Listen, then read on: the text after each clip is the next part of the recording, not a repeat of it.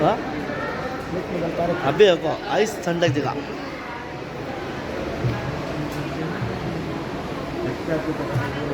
पूरे करते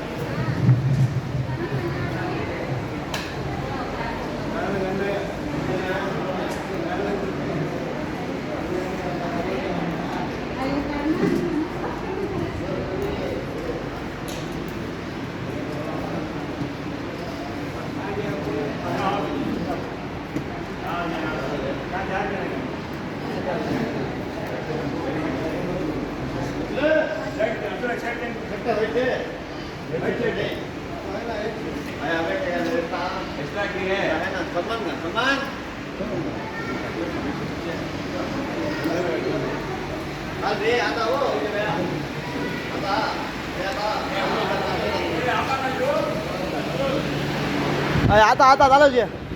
झालं जे आता